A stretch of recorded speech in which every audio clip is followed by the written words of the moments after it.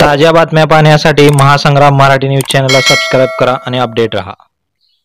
मोहोळ मतदारसंघाचा आमदार म्हणून मला मोहोळच्या जनतेने तब्बल 31,000 मताधिक्याने निवडून, वास्तविक मता ज्या त्या आमदारांकडे तिथल्या नगरपालिकेची सूत्र दिली पाहिजे।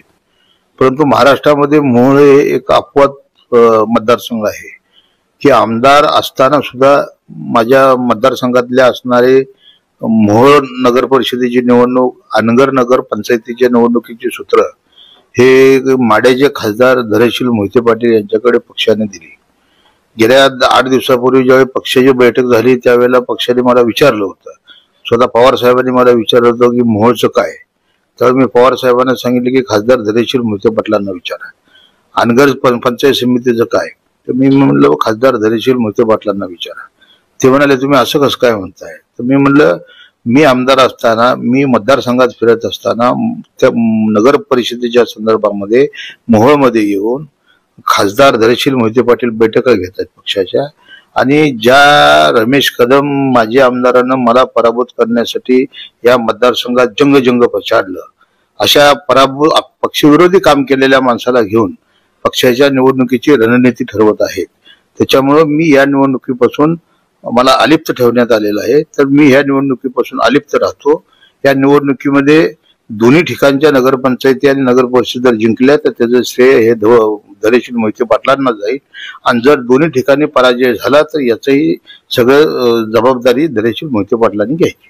हे बघा की धैर्यशील मोहिते पाटलांनी पंढरपूरला 8 ते 10 सभा घेतल्या, त्यांनी मंगळवेढ्याला 8-10 सभा घेतल्या, माड्यामध्ये 8-10 सभा घेतल्या, त्यांनी माळशिरसमध्ये जानकरांसाठी तळ ठोकून बसले, करमाळ्यात नारायण पाटील आमदारांच्या सभा घेतल्या।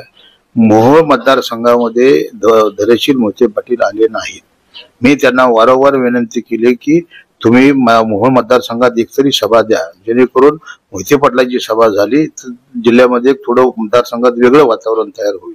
परंतु मोहिते पाटलांचं आणि अनगरकरच्या राजन पाटलांचं हे 3 पिढ्याचं नातं आहे, आणि त्या 3 पिढ्याच्या नात्याला कुठं अंतर पडू नये म्हणून धैर्यशील मोहिते पाटलांनी मोहोळ मतदारसंघामध्ये मला सभा दिली नाही, माझ्या सभेच्या प्रचाराला ते आले नाहीत।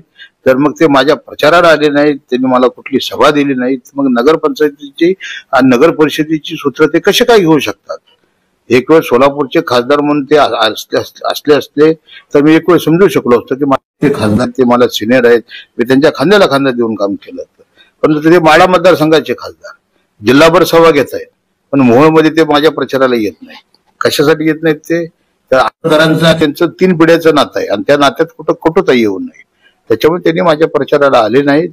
आणि त्यामुळं ह्या पूर्ण निवडणुकीची जबाबदारी पक्षाने त्यांच्यावर दिलेली आहे।